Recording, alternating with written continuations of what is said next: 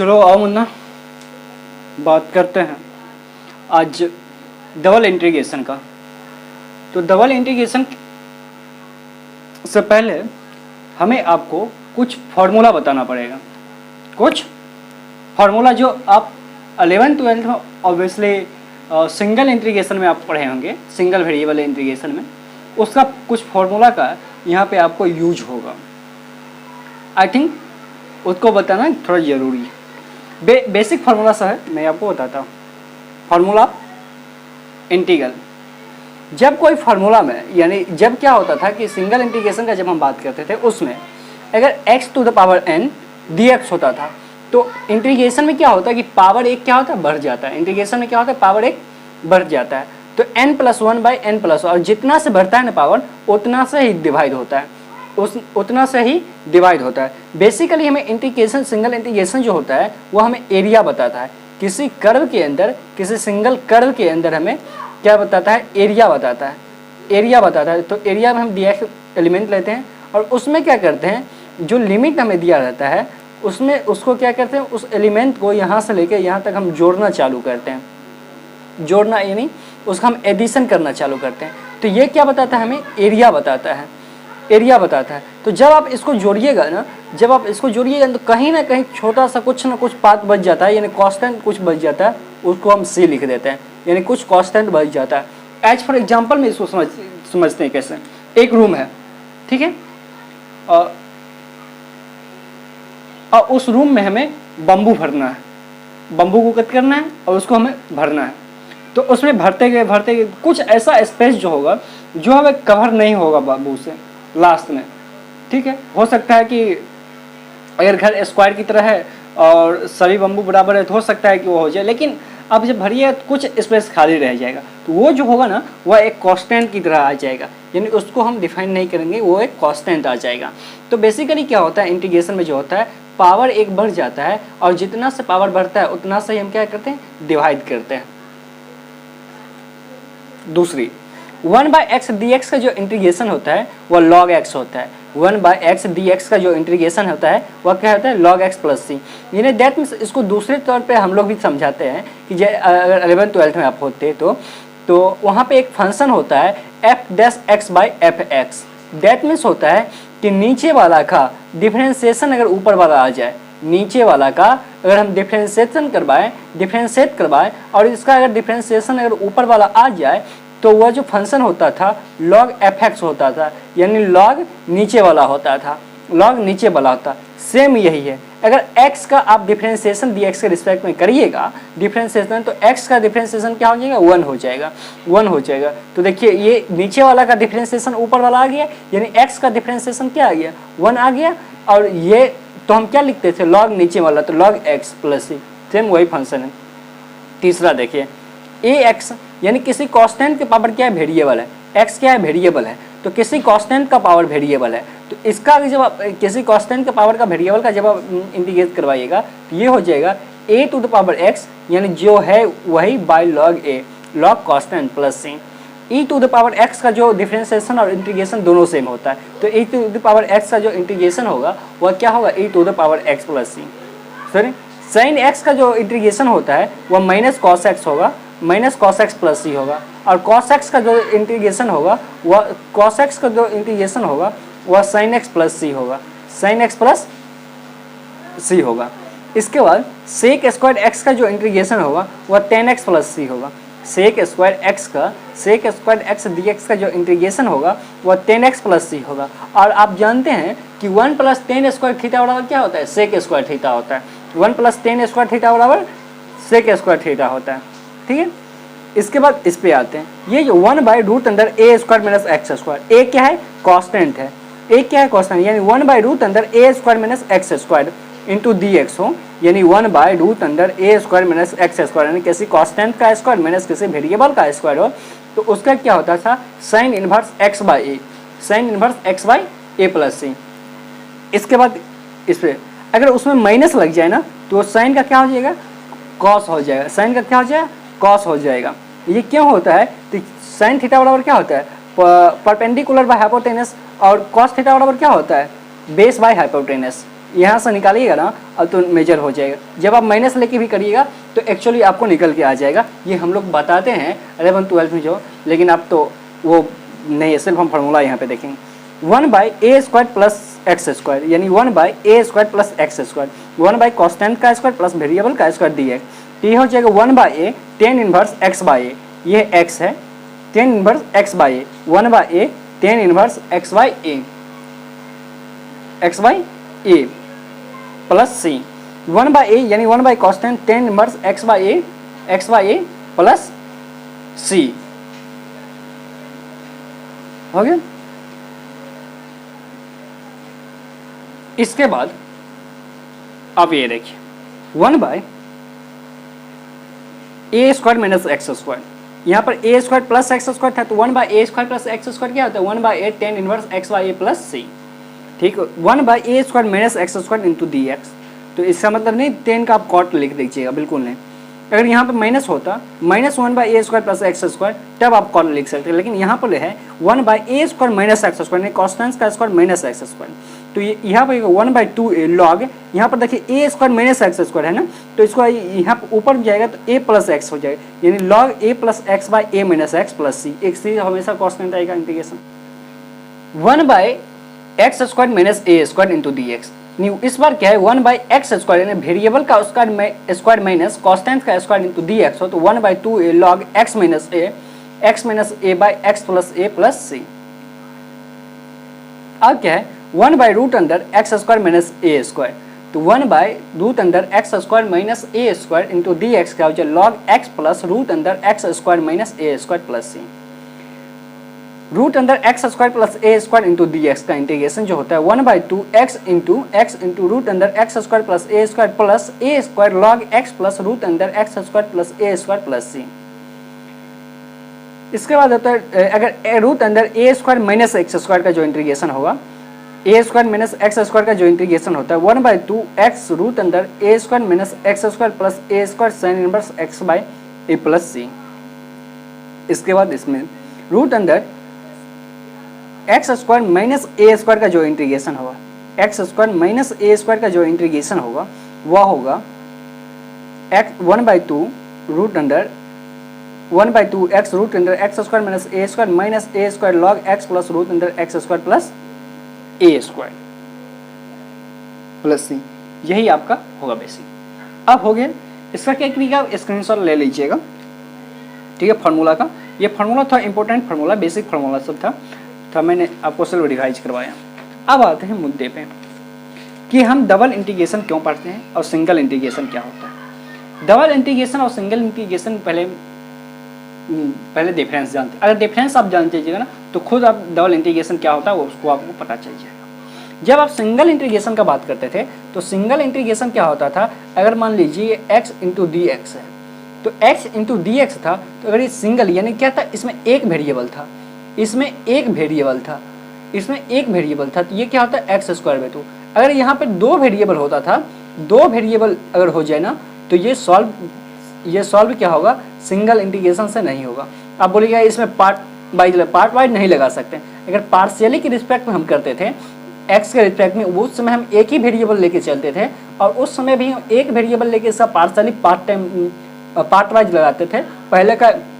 पहले को छोड़ते थे, दूसरे का इंटीग्रेशन करते थे, माइनस दूसरे इंटीग्रेशन ऑफ डिफरेंशिएशन ऑफ पहले का इंटू इंटीग्रेशन ऑफ दूसरे का, ऐसे करके चलते थे। लेकिन यहाँ पे क्या था, एक सिंगल वेरिएबल, ये x में रहता था तो x के इन करते थे, y में रहता था तो y को ही करते थे, बाकी को हम कांस्टेंट लेके चलना पड़ता था। लेकिन डबल इंटीग्रेशन क्या होता है, इसमें एक से ज़्यादा वेरिएबल के लिए है, ये एक से ज़्यादा वेरिएबल के लिए होता है। डबल इंटीग्रेशन जो होता है वह एक से ज़्यादा वेरिएबल के लिए होता है। इसमें आप dx और dy भी देखिएगा, लेकिन जब आप सिंगल इंटीग्रेशन में dx ही सिर्फ रहता था, यहाँ पर dx और dy यानी दोनों के रिस्पेक्ट में, यानी आप एक से ज़्यादा वेरिएबल होगा ना तो उसको आप डबल इंटीग्रेशन से कर सकते हैं, डबल इंटीग्रेशन से करते हैं। ये जो बताता था हमें एरिया बताता था, सिंगल इंटीग्रेशन जो बताता था एरिया बताता था, और ये हमें वॉल्यूम बताता है, ये हमें वॉल्यूम बताता था, या ये भी हमें एरिया भी बताता है, ये एरिया भी बताता है, लेकिन ये 2D का, और ये जो बताता है 1D का बताता है। इसी तरह अगर ट्रिपल इंटीग्रेशन जो आता था वो 3D का बताता था, एरिया और वॉल्यूम। ठीक है, 3D का बताता था, तो 2D का। R जो रिप्रेजेंट करेगा एरिया को रिप्रेजेंट करेगा, और ये जो होगा वह डबल इंटीग्रेशन होगा, यानी दो वेरिएबल का इंटीग्रेशन होगा, दो वेरिएबल का इंटीग्रेशन होगा। 3D में क्या होगा, ट्रिपल इंटीग्रेशन में क्या होता है, तीन वेरिएबल को हम एक साथ लेके चल सकते हैं, ठीक है। इस सिंगल इंटीग्रेशन में एक वेरिएबल को एक साथ, डबल में दो वेरिएबल को एक साथ, ट्रिपल में तीन वेरिएबल को एक साथ लेके चलते हैं। बेसिकली यही होता है, आप समझिए, ठीक।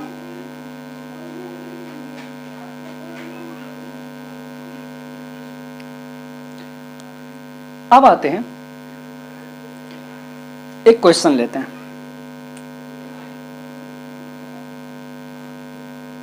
अगर ये 0 से 1 और यहां से 0 से x dy dx हो तो कैसे इसको इंटीग्रेट करेंगे। सॉरी 0 नहीं हो, ये क्वेश्चन है, इसको समझने की देखिए क्या जरूरत है। यहां पे dy है, dx है, किसके रिस्पेक्ट में पहले करेंगे वो हमें समझने की जरूरत है। यहाँ पे देखिए क्या है, 0 से 1 है, 0 से x है, यानी ये कोई जो होगा ये x के बराबर 0 होगा या y के बराबर 0 होगा। लेकिन ये हमें पता कैसे चलेगा, ये हमें पता कैसे चलेगा, क्योंकि आप छोड़िए, पता कैसे चलेगा ये देखिए। अगर यहाँ पर आप x रखते हैं, यहाँ पे आप x रखते हैं, तो x बराबर 0 से x बराबर 1 तक, और यहाँ पे y बराबर क्या होगा, 0 से y बराबर x तक। अगर आप यहाँ पे x रखते हैं ना, तो x बराबर 0 से x बराबर x तक, यानी ये x बराबर x से x तक नहीं हो सकता है, x से x तक नहीं हो सकता है, ठीक है। तो ये तो कन्फर्म पता चले, यहाँ पर x है तो y आएगा, यहाँ पर अगर y होता तो x वाला होता, ये पता चल गया। यानी हमें जो यहाँ पे जो वेरिएबल होगा उसको देखना है और उसके अपोजिट में लेना है। अगर इसको y होता तो x होता, अगर यहाँ पर y होता तो x बराबर y होता। यहाँ पे x था तो इसका x का यहाँ पर दो वेरिएबल है, तो x के अपोजिट में क्या है, y है, तो y बराबर कितना है, x होगा, ठीक। वही तो y के 0 से लेके y के x तक, और x बराबर 0, बाकी जो कितना बदला, बाकी बचा x वाला टर्म, तो x 0 से लेके x 1 तक होगा। इसको आप जब इंटीग्रेट करिएगा, तो x बराबर 0 से x बराबर 1 तक, अब इसको y के रिस्पेक्ट में करें तो 1 है, तो पावर कांस्टेंट में क्या हो जाता था, जब आप किसी कांस्टेंट का इंटीग्रेशन करते थे, कांस्टेंट का इंटीग्रेशन मान लीजिए 1 है, 1 का इंटीग्रेशन करते थे तो क्या लिखते, तो 1 को हम लिख सकते हैं, अगर मान लीजिए इसका इंटीग्रेशन, तो 1 को x प्लस 0 इंटू dx लिख सकते हैं। बिकॉज किसी भी वेरिएबल का अगर पावर 0 हो, वेरिएबल ही नहीं, दुनिया का किसी भी चीज़ का पावर अगर 0 हो तो उसका मतलब 1 होता है, उसका मतलब क्या होता है, 1 होता है। इसको आप ऐसे लिख सकते हैं। तो इंटीग्रेशन में क्या होता है, पावर बढ़ता है, तो अगर 0 प्लस 1 बाई 1 यानी क्या होगा, x हो जाएगा। तो कांस्टेंट में क्या हो जाता था, अगर आप इंटीग्रेशन करवाते थे तो एक वेरिएबल आ जाता था।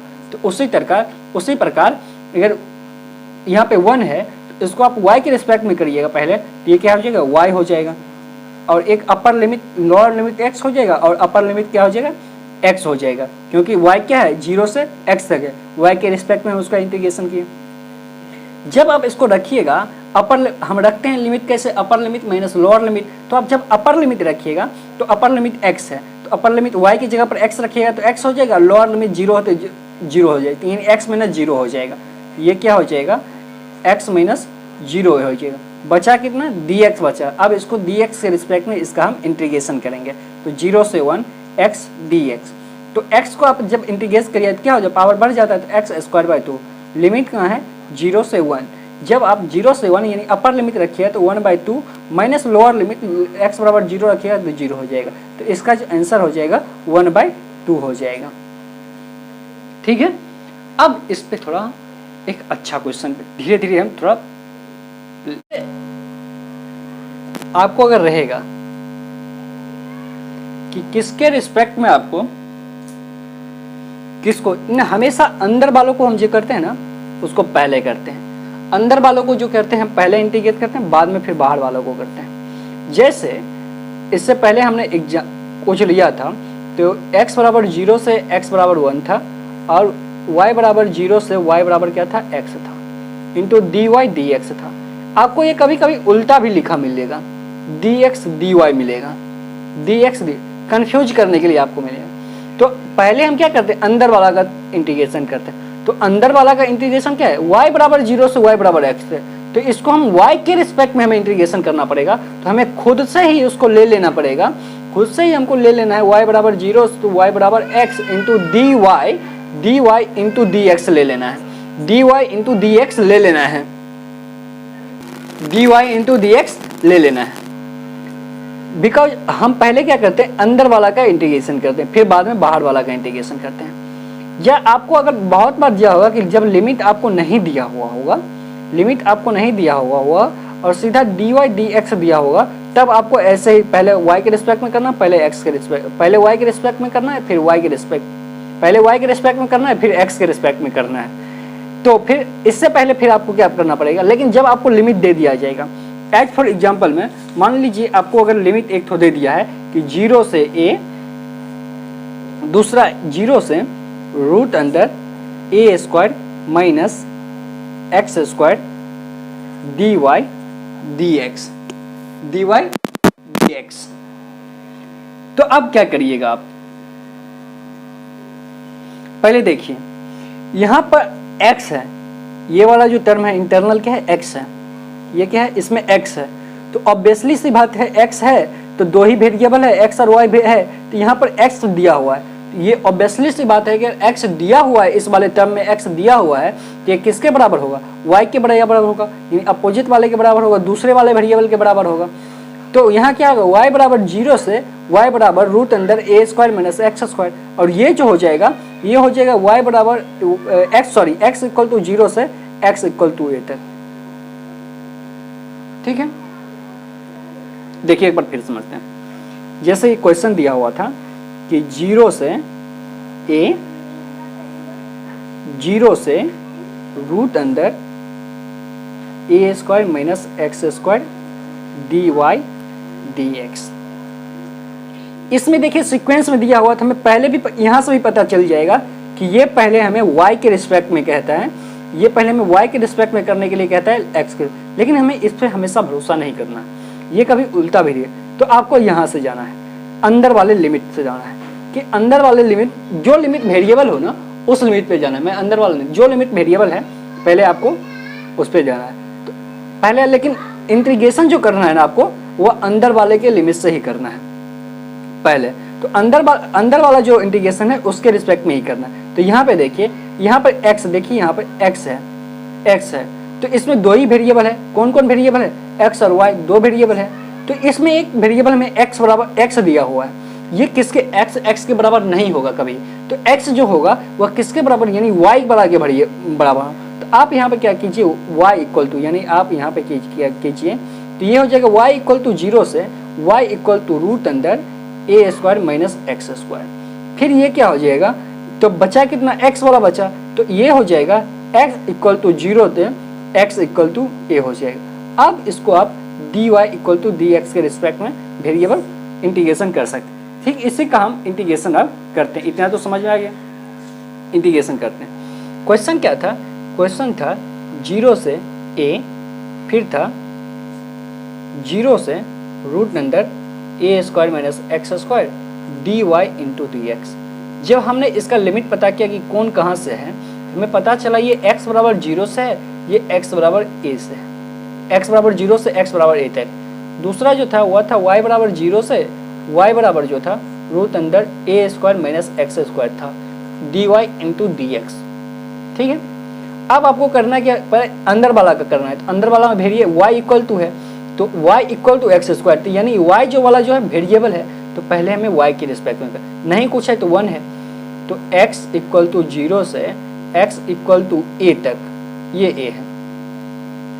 तो इसका जो वेरिएबल का जो 1 का जो क्या होता है, इंटीग्रेशन जो होता है y के रिस्पेक्ट में, इसको आप बाहर हटा दीजिए, पहले y के रिस्पेक्ट, इसको आप जब करिएगा ना इंटीग्रेशन, तो ये हो जाएगा y लिमिट जो हो जाएगा, बिकॉज 1 का जो कॉन्स्टेंट का क्या होता है, वेरिएबल होता है लिमिट, ये जो हो जाएगा 0 जीरो से लिमिट क्या हो जाएगा, root under a square minus x square. तो y बराबर था, तो y की जगह पे हमें क्या लिखना है, अपर लिमिट। तो लिमिट कैसे लगते हैं, upper limit minus lower limit. तो ये हो गया अपर लिमिट। अब जब रखिएगा तो अपर लिमिट अब रखिएगा तो क्या हो जाएगा, root under a square minus x square, a square minus x square. Lower limit जब रखिएगा तो माइनस जीरो हो जाएगा, बचा कितना, डी एक्स। अब क्या करना है, देखिए x बराबर हो गया, यहाँ पर अब x बराबर जीरो से x बराबर a के बीच वेरिएबल है। ये क्या करता है हमें, ये क्या हमें, अब x के रिस्पेक्ट में इसको आप जब इंटीग्रेट करिएगा, x के रिस्पेक्ट में जब इंटीग्रेट करिए तो x बराबर जीरो से x बराबर a तक। लेकिन जब आप इनको इंटीग्रेट करें, देखिए इसका कोई ये फॉर्मूला में आ गया। इसका फॉर्मूला क्या हो गया, root under a square minus x square, और ये जीरो का तो जीरो ही हो जाएगा। तो ये फॉर्मूला क्या हो गया, a square minus x square into D x हो गया, इंटू डी एक्स हो गया, सॉरी, ठीक है। तो अब इसको करें, इसका फॉर्मूला क्या होता है, देखिए इसका जो फॉर्मूला होता है, इसका फॉर्मूला होता है a square minus x square का, ए स्क्वायर माइनस